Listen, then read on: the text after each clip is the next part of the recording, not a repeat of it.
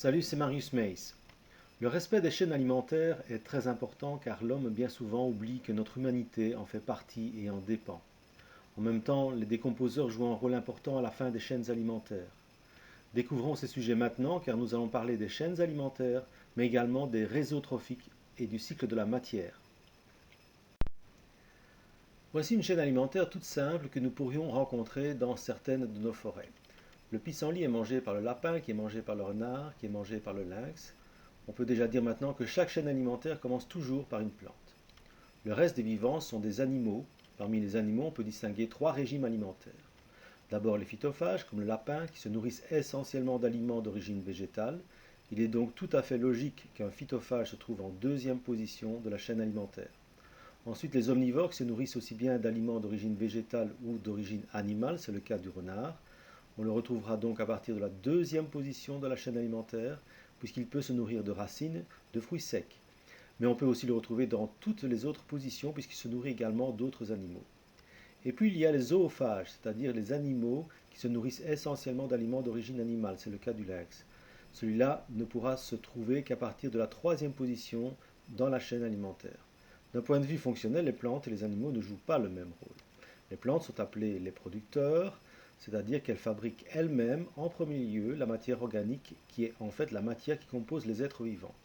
Les plantes fabriquent cette matière organique grâce à des éléments non vivants, à savoir l'eau et les minéraux se trouvant dans le sol, mais également grâce au dioxyde de carbone se trouvant dans l'atmosphère, et tout cela en présence de lumière. C'est ce que l'on appelle, pour votre information, la photosynthèse.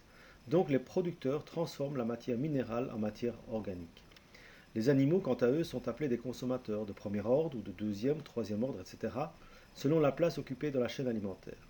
Les animaux ne font que consommer la matière organique du vivant qui le précède dans la chaîne alimentaire. Dans la chaîne ici présentée, par exemple, le renard est un consommateur de deuxième ordre car il consomme la matière organique ou vivante de celui qui le précède dans la chaîne, c'est-à-dire le lapin. Dans un écosystème ou un milieu de vie ou biotope, il y a plusieurs chaînes alimentaires.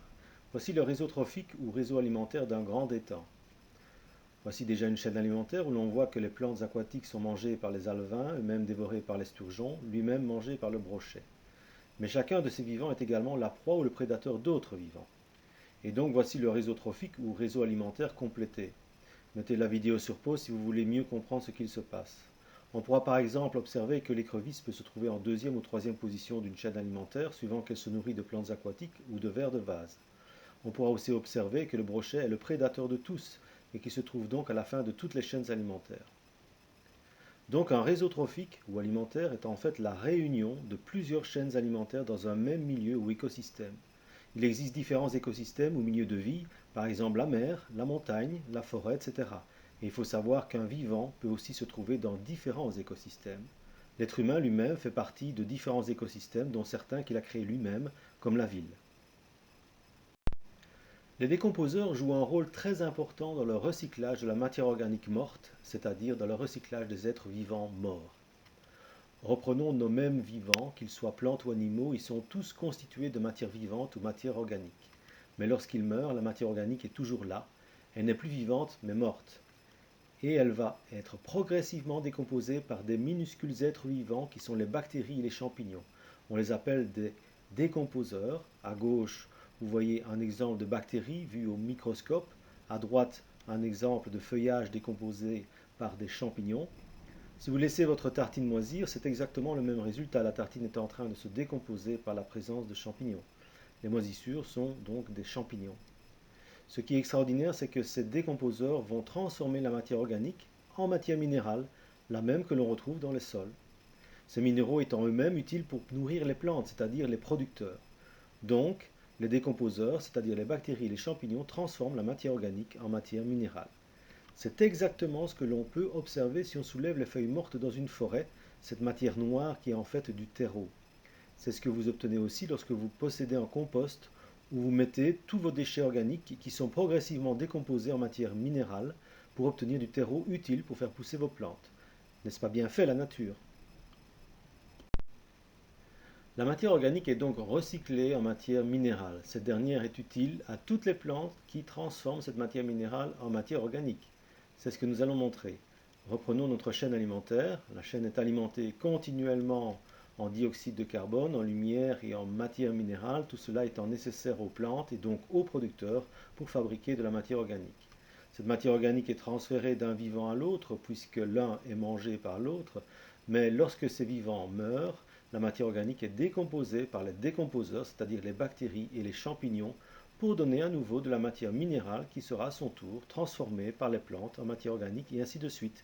C'est donc bien un cycle continu où l'on passe indéfiniment de la matière organique à la matière minérale et ainsi de suite.